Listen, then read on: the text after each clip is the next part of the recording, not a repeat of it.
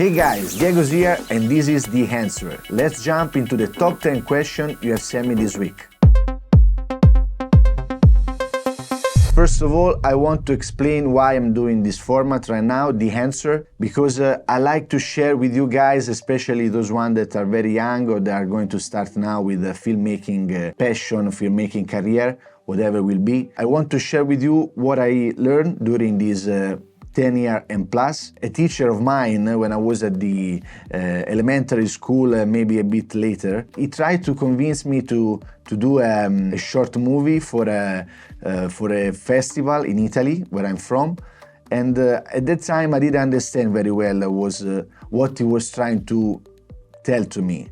And I was not very prepared, technical and also mentally prepared to get that idea, to get that idea from that teacher that actually, if I look at the past, was very, very smart. Nobody teach me how to do it. Even at the time was around 25, 28 years ago. And I think that if someone like me can teach you guys how to start, you can become someone, or this one can become your hobby, your passion, and you can improve faster. And second, I want to say that I'm not a brand fanboy, even if I like to shoot with specific cameras in different situations. But I have to say that I start around maybe 12 years ago with a phone, with an iPhone, right? So the first iPhone, maybe it was 3 or 4, I don't remember the model in that case. Now we are 15, I don't know. But I started with the iPhone 3 or iPhone 4 to do filming 15 years ago maybe. Before I was doing DJing and producing stuff, so I was used to edit stuff, especially audio stuff. But then I progressed because I like this business. It is a passion for me and also a job. Then I improved and now I like to shoot with different brands. I like to shoot with any kind of brands. I shoot with Canon, with Sony, with Blackmagic, Red cameras, and many other type of brands. So I'm not a fanboy of anything, but I like to shoot with most of the time with Canon. In my studio there is most Canon equipment. In this case I'm shooting with an R7, so it's a mirrorless. Also shoot with that camera there that maybe is one of my first camera. That was the first Canon mirrorless called the Canon M. And also on top here you can see some notes that I get from in this paper here. That is an M6, so another model. But when I go out to shoot client works, I normally use Canon C70, that is a cinema camera, it's a video camera. And I like a lot the camera because of the form factor, because it's similar to a DSLR, but it's a cinema camera. But I also like to shoot with Blackmagic cameras in different scenarios, like podcast scenarios, multi-camera things. I like to shoot a lot with the Blackmagic camera, especially the small one, or also the cinema camera. I used to work with Sony and other brands, but this is my main kind of equipment that I like. Now let's jump in the first questions and try to answer all the questions that you have sent me this week. And I want to say that you can write me here in any channel, like on YouTube, in Facebook, on Instagram, on my website, diegogiachetti.me, everywhere, on WhatsApp, Telegram, wherever you find me, you can write me your question. I will collect them and I will try to answer every month. I'm going to do 3 or 4 of these episodes. So let's write your questions down below and I will try to answer all of you. First question is from a girl, from Emily, and Emily is 20 years old, from United Kingdom, and Emily is asking a very interesting question and a quite long questions to answer, because she said, what is the best camera setting to use for outdoor shooting on a sunny day? Well, that's a quite complicated questions, but I try to be as fast as I can. So imagine that outside is a very sunny day, it's very bright. So the first thing that you have to check is Kelvin. This is a very important thing, first of all. So the temperature of the light. So to get that, there are some good apps. In my phone, I use one that I got recently that works quite good. It's called Light Meter. It's something like this. get the Kelvin and also other thing that I'm going to explain now. So the times of the shutter, then the opening of the diaphragm, the aperture, and also ISO, that is the sensibility of the sensor. When it's very bright outside, normally is around 5.6 thousand Kelvin. This is normally the amount of Kelvin goes from let's say 2.2500 Kelvin to, let's say, maybe 6500 Kelvin, right? Some lights can get much more Kelvin. If you shoot at the beginning of the day or the end of the day, maybe the temperature is different, is around let's say from 3 to 4,000 Kelvin. Okay, so it's a bit warmer, of course, but in the middle of the day when it's very warm is 5.6 Kelvin. So first of all, you have to match the settings of your camera with the light that is out. Go in your Kelvin settings in the camera or in the phone. If you use the phone, you have to get an app like I'm using now, is a Blackmagic app that you get from the Apple Store or on Google as well. I think now is available. If you look at here, you can check your white balance and you can match it with the temperature that is outside or even inside if you're shooting inside. Okay, so first of all, you get to get your Kelvin correctly in your camera, and it should be matched with the principal light, with the main light, right? Because maybe there are other lights, especially if you shoot during the night, or in this case no, but the main light is the sun. Okay, but the main light needs to be matched with your settings inside the camera in the Kelvin area. Then there is an important thing that you have to check, that is ISO, that is the shutter, and that is the aperture of the diaphragm, right? So you have ISO, shutter, aperture of the diaphragm. This is the triangle of exposure. It's called triangle of exposure, right?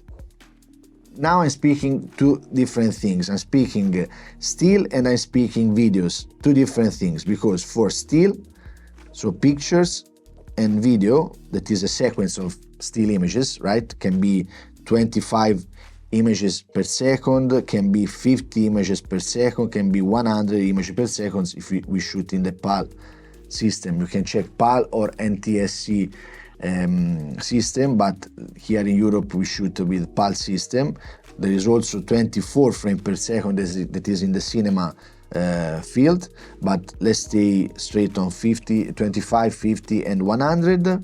In fact, if you check here, you can see here I'm on 25, right? And the shutter should be 150, because in video shutter, if you shutter is curtains that goes in front of the sensor. So in the still goes in front, it opens, got the light, get impressed and close, right? The time that these things close and open get you more light inside or less light inside, and I will explain why a bit later. Shutter, so the shutter in this case, if you shoot 25 frames per second, this frame per second should be 1 of 50, so double your frame per second. If you shoot 50, it should be 1 of 100. If you shoot 100, so super slow motion, 100 frames per second, it should be 1 of 200. Okay, this is important for the motion blur, because if you shoot more or less than this, it can be lagging or can be without motion blur, too smooth, right? It's not natural. So this is very important to get in your mind, right? Imagine if you shoot 1 of 50 in this case in video, you have to get your ISO as the base ISO. So you have to check the manufacturer of your camera normally is 400. If you shoot 8-bit is 400. The base ISO is 400. Even if it can goes lower, it starts from 100. Normally it can goes up to a lot, like not 30 to 100 ISO and much more in some cameras. But the base ISO is the point where your camera get the best dynamic range in the highlights and in the shadows. So normally 8-bit is 400 ISO. When you shoot log, some cameras are able to shoot log, like this one, the R7 is able to do it. It's doing C-Log 3. And instead of the camera that I used to shoot clients' work, that do C-Log 2, that get much more dynamic range.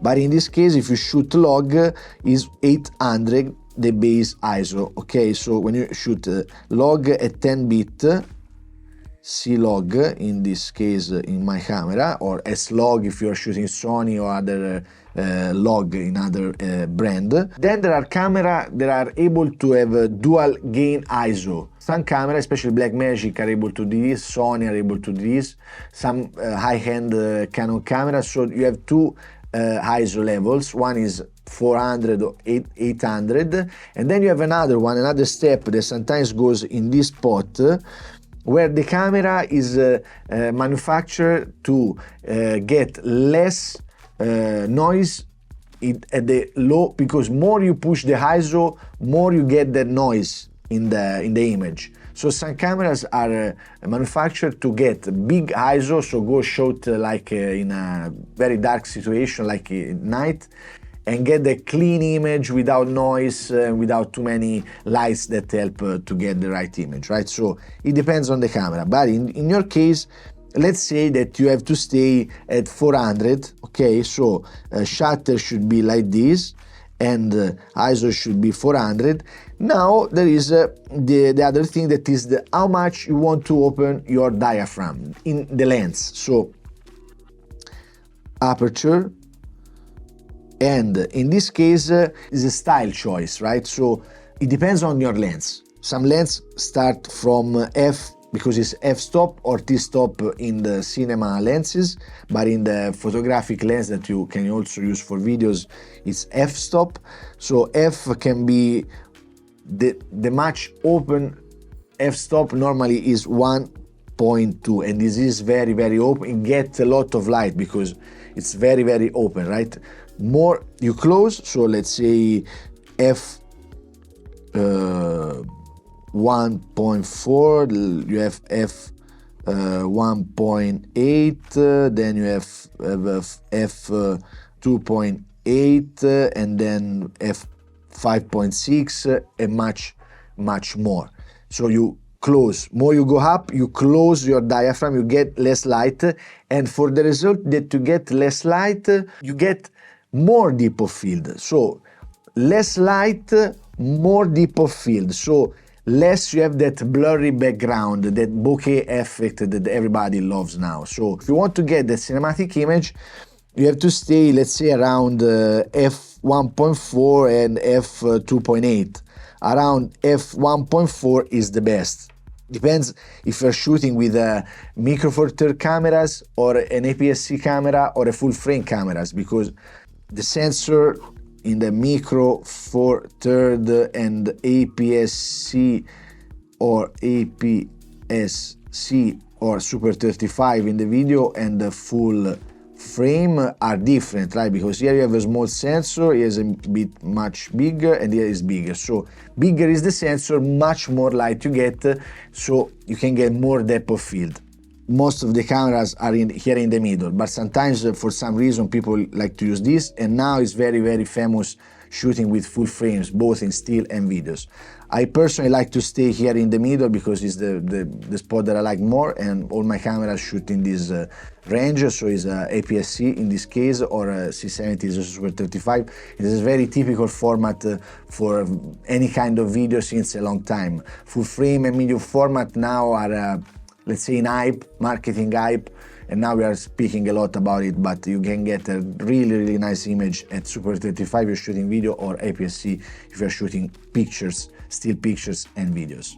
If your settings are 25, 1 of 50, 25 frames per second in an APS-C, right?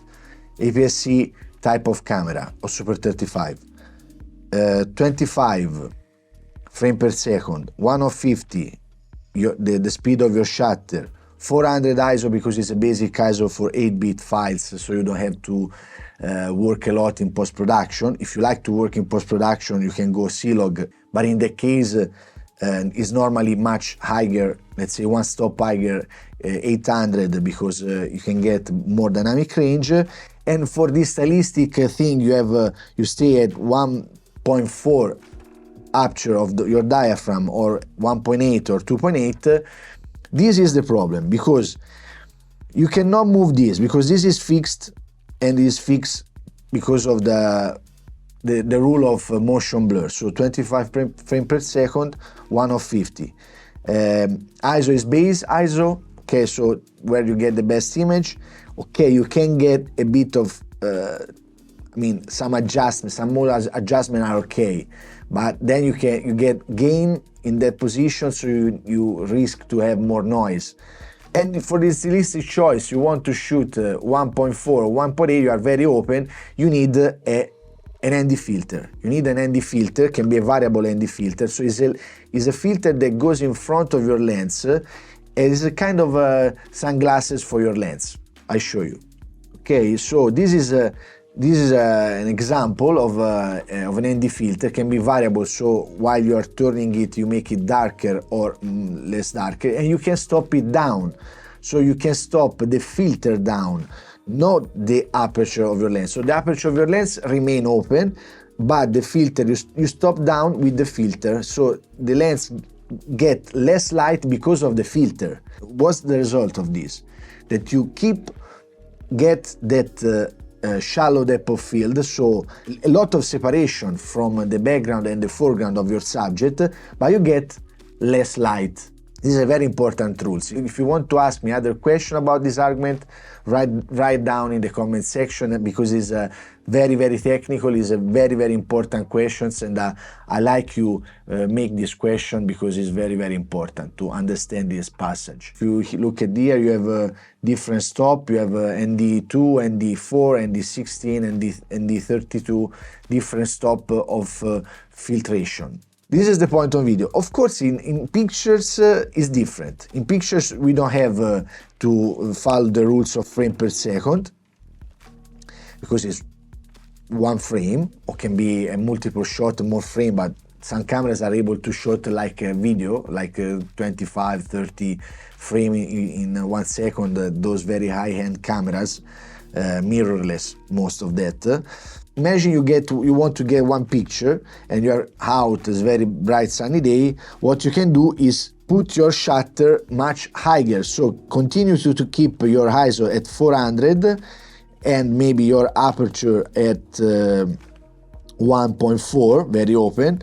Now your shutter can be pushed up, okay? So it can be pushed like 1 of 500. Or maybe one, let's say 1 of 25. You have to see how much light you get there, if there are clouds, if there are no clouds, okay. You can control the exposure with the amount of shutter speed. It's important to know that mostly like videos, but especially in pictures a bit different, if you push up your speed, your shutter speed, you get less motion blur, as well as video. But this is stylistic choice. If you want to shoot, let's say, a subject that is, let's say, in the middle, like, you see, to get this kind of images, so where you have, let's say, something that is steady, like these buildings, and you want to get those lights of the cars moving, you have to push down your shutter speed. So you can, to do something like this, you need to go like 1 of 50 and less, okay? Because in that case, the shutter stay open more, the image in the background stay fixed there, and you get those lights moving. In this case, while you get much more light inside your sensor, of course you need an ND filter, or to push down your ISO, or maybe to close your aperture in your diaphragm. So these are an introduction to this question that is quite long and quite complicated, as I said at the beginning, but if you want to ask me something more and you want to know something more, write down in the comment section and I will try to explain better any aspect of this introduction that I hope is something good, something nice for you to start with. So let's jump to the second question, and the second question is from Juan from Mexico, 18 years old, and is asking, can you recommend some basic video editing software for someone just starting out? I like to work with different software. I like to work with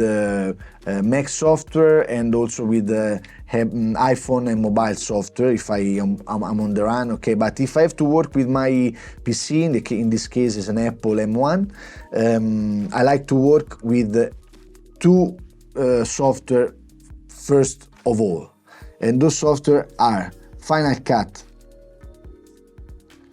Pro X and DaVinci Resolve. This is from Apple and this is from Blackmagic. I like this because I think Final Cut Pro X has the same mentality of the Canon cameras in the hardware world, because those are software and cameras that are good for people that are entry level or for people that are professional. Because if you look at Canon cameras, look like they're not professional, or even if Canon is the first and the biggest manufacturer, and almost like Final Cut was one of the first software that get the possibility to edit digitally a movie, and also Premiere of Adobe. Okay, the third one is Premiere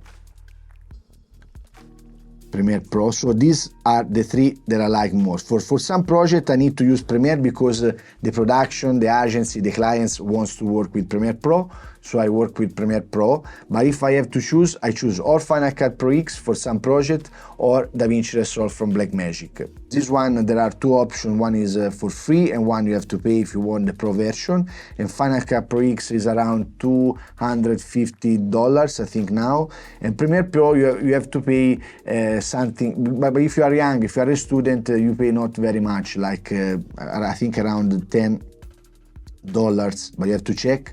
And this one is every month, and this one is $200 or maybe $300 one time only. DaVinci Resolve, there is a possibility no for free, so Blackmagic, thumbs up, shout out for Blackmagic. As usual, they are very good mentality company. And then you have the Pro version that is around $300 I think. If you want to start a bit, try with DaVinci. If you want to see something how to start with DaVinci, visit my Patreon page and you will find some nice webinar to start to work with DaVinci, to start to work with Final Cut, and to start to work with Premiere. So visit my Patreon page, you find the link in the description. There are other software on the, especially on the mobile. You have someone that is quite cool now and a lot of use, that is CapCut, and a lot of young guys out there are using this with the mobile phone. You get some app from Adobe as well inside the phone that are very good. Me personally, I like to work on my Mac. You can work in a more important project, have the big screen, connect with other monitor. My opinion is better to work like this. Now I know that some people are like to start some project on the iPad as well, and there is a Final Cut Pro version for the iPad that is very good, and also DaVinci Resolve version for the iPad that are very good, but you need those high-end iPad. This is my suggestion one. If you have other questions, write down in the comment. Third question is from Hannah, 22 years old, from South Korea. How do you decide what background music to use in your videos? Super cool questions. It's very long to answer, but what I can suggest to you is get two options. One is for free, so you can check YouTube library. If you open I will show you, if you open an account on YouTube, you will directly have that, or other platform. I like to use Artlist, but there are other like Epidemic Sound and much more. So in this case, YouTube libraries. Let me show you something. I can go on my channel here that is brand new, it's fresh, and start right now. So I have a lot of other projects, of course, here, but if you go here and you get your access to your YouTube channel, if you press here, you can go to YouTube Studio.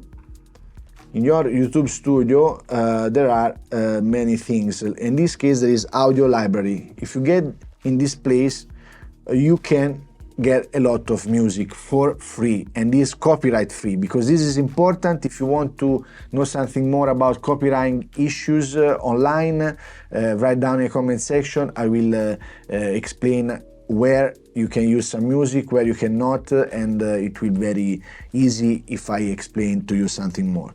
So the other option that I get in this other browser, another project, it's like this platform. So you go here in Artlist, and this is how it appears. And so you can get music and sound effect as well as on YouTube. You have sound effect and music. It's almost the same. One is free and one is you have to pay. Artlist is a bit expensive, but all these platforms are a bit expensive. This goes around $200 each year, or $250 if you want to have sound effect as well. But it's very cool. You have to choose a video theme, business, vlog, commercial, trailer, so you can check and see for your type of video which music is better.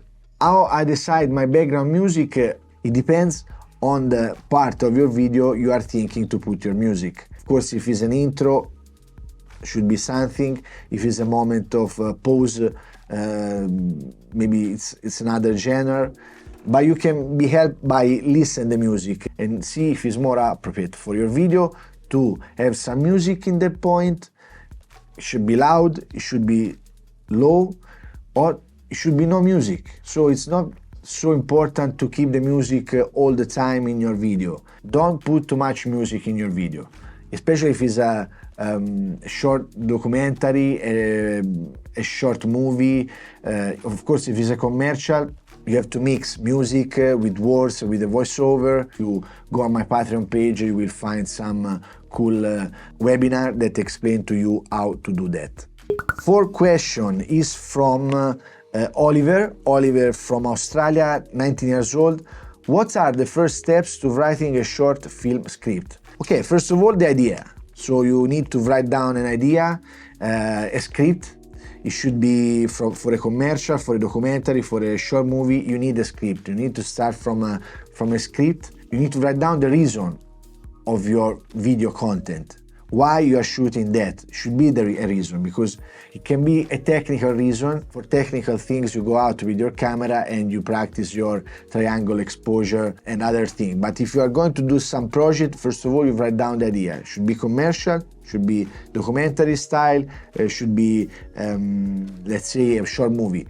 In the case where you don't need a script, but just an idea where are you going, is a reportage, like a reportage for television. That you don't need really a script. You need just to go out and get a good exposure and be in the good spot, in the good moment to get the images or to get the interview.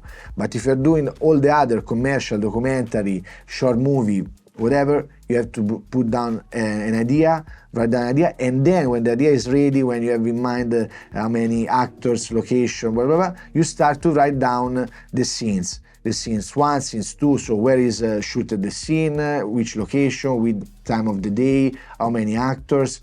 You have to move by step. Start from the beginning, the main idea, and then move on all the other steps and make it growing before you start shooting, okay? Question number 5 is from Fatima Iran, 24 years old. What tips do you have for shooting videos with a smartphone? First of all, you need an app. an external app, because if you're shooting with an internal video recorder of your phone, you don't have many possibilities to change your settings. So get an app.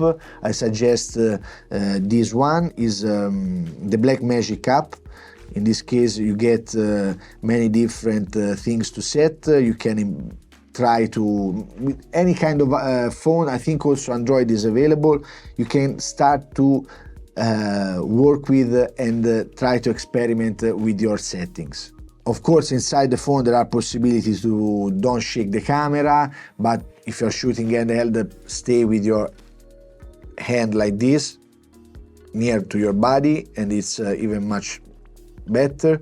When you move, try to walk, to do small movement to make a dolly zoom like this, or little pan like this. So you have to be, if you're like this, okay, stay like this. Okay. After that, you can get a clamp that goes on a tripod. It's a clamp for iPhone, so where you put your iPhone and you put this clamp on your tripod, so you can move it like. So these are very nice, like the Manfrotto one, but there are cheaper one that you can choose for that. And you can put this on top of your tripod. So let's say clamp for phone on tripod. See, something like this. This is a small tripod, but you can get a big one, and that's good to do small panning or tilting, and or maybe steady shot is very good. And also there are a lot of nice gimbal, so those stabilizer for iPhones, there are for DJI, let's say, or Zoom, quindi DJI gimbal for iPhone. See, something like this. Those are very good. There are different brands. I used to work with Zoom or DJI, and that's it. If this episode is helpful, hit that subscribe button, thumbs up, and share it with others who might benefit as well. If you have any questions, drop them in the comment section below. For more educational content and exclusive webinars, check out my Patreon page. You'll find the link in the description. And now, back to the video. Question number 6 is from Chloe. Chloe is from France, 21 years old, and she's asking, how do you keep your camera steady when you don't have a tripod? First option can be hand held, and it depends if your camera got some kind of stabilization or your lens.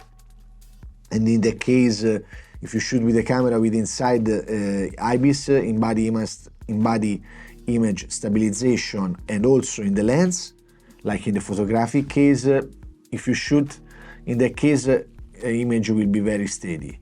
Otherwise, if you don't have a tripod, better to have kind of a bag, and you can put on top your camera just to be more steady to move. You cannot walk, of course, or maybe you can put your camera somewhere like on a table or other place where your camera can be steady, or maybe you can use a gimbal, so a stabilizer. There are for iPhones, but there are also for cameras. And what I suggest you to do is you don't have to be so much scared about moving a bit the camera. Depends on the scene, of course, because some scene needs to be steady, some scenes can be a little bit shaky, not too much, not jerky, but you have to, if you have to walk, you have to walk slowly and smooth with your foot, but it's important that you decide before what you're doing, not while you're doing, especially if it's a documentary, short movie, music video. Of course, if it's a reportage, you need to move very fast, but it's important if you shoot handheld and you don't have any other equipment, no tripod, no gimbals, nothing to put your camera or a bag to put the camera on, stay with your arms close to your body. In that case, it will be much more steady. And of course, in post-production, all the softwares have the option to stabilize the image in post-production. Question number 7 from Luke, New Zealand, 23 years old, is asking what's a good way to find people to work with on your first film project? You can get like acting school, if you're doing like a short movie, or music school. If you want to try with a music video, or in your school, simply in your school. Okay, inside the school, it's very good to find people. It's very common to find people to start and to improve, to practice with your project. You find guys of your age, or a university. Inside the university, it's very good to find some people that wants to be involved, or maybe you can write online. There are many forums online on Facebook or other platforms where you can find people that wants to share with you some project. Offline or online, those are the main. So school, any kind of school, art, acting school, music school, your school straight, or your university, or online some forum, and you can find many people that share the same interest on a project that you can work with together. Question number 8 from Nia, United States, 20 years old. How can I improve the lighting in my videos without expensive equipment? Online you can find many different small lights. Look for those lights starting from 12 watt. When I go for a client work, I used to work with lights that are 300 watt and above, maybe sometimes 200 watts. But if you want to start, especially with small things, lights around 12 watt are the less you can go.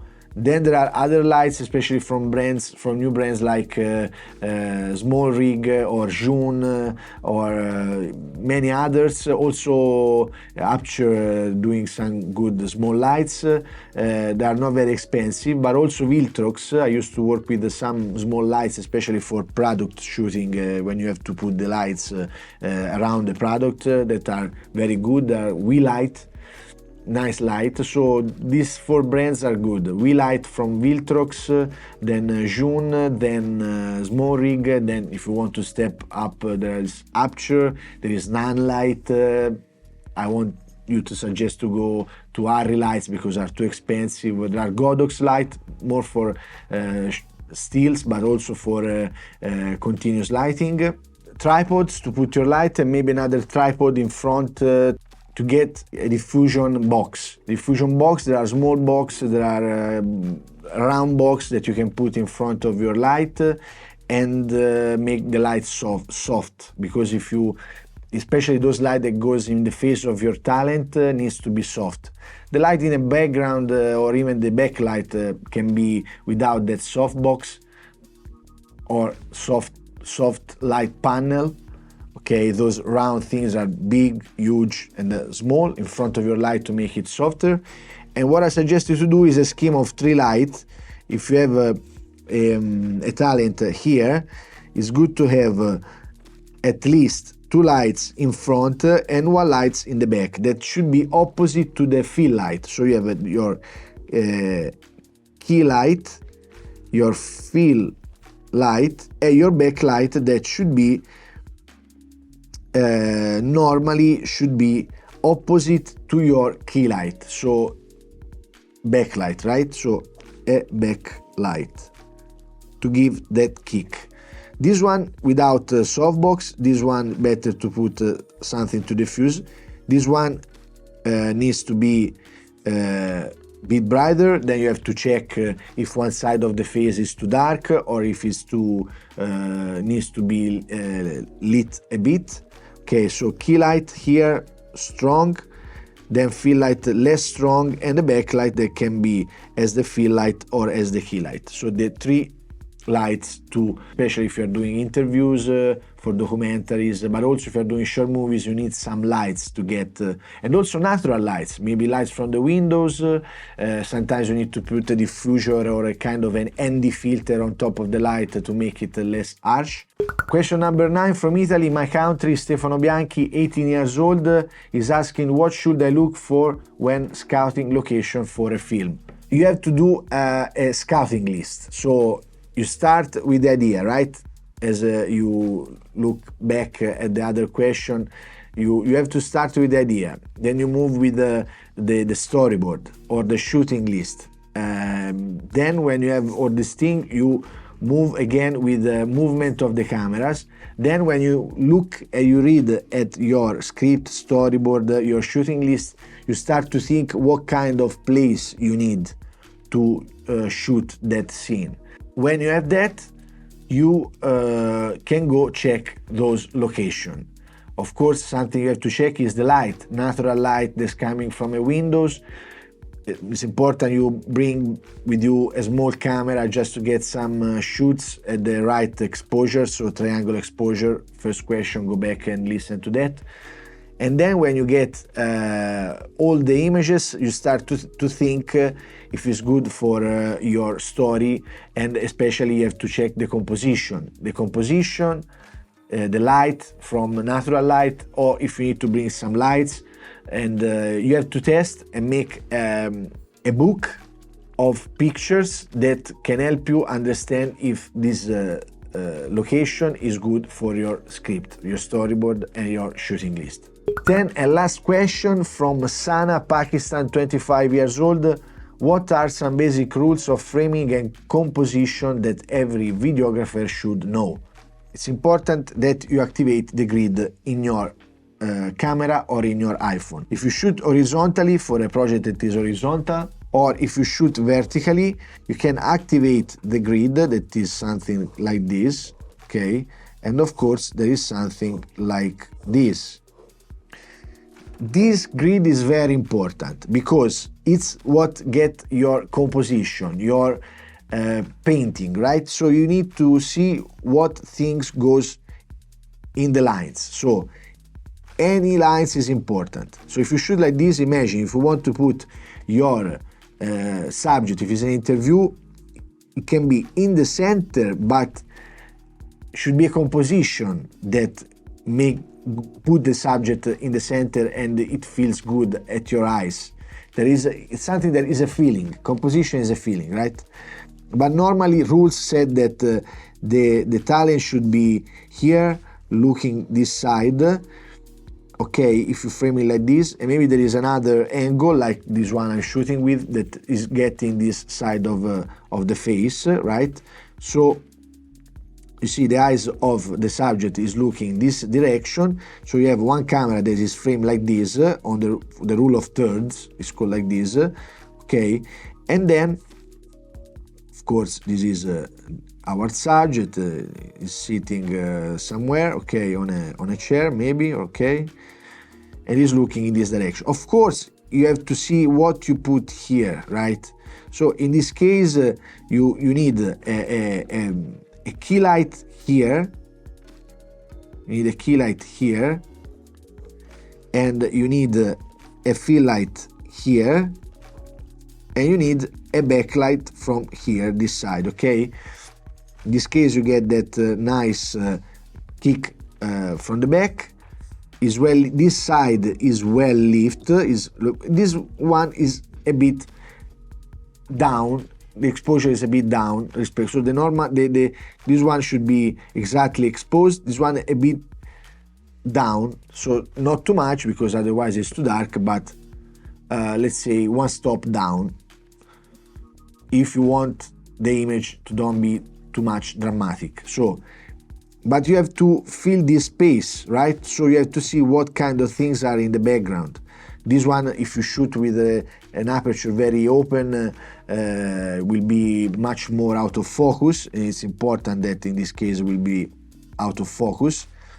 In this case, it's important, especially now that you're shooting a lot of vertical contents, don't use too much this part, because normally in this part there are some, especially if you shoot for social networks, full of layout from the app. So don't use to put too many things here, and even here, because even if there are not many things from the app, the eyes goes around this area here. So the most important thing when you shoot vertically is this part here, okay? And that's all for today. So I hope you like it, and if you have any other question, write down in the comment section. I will answer as much as I can. Thank you to follow this episode. Don't forget to subscribe and hit the bell icon so you won't miss out on future videos. Until next time, don't stop filming and keep pushing.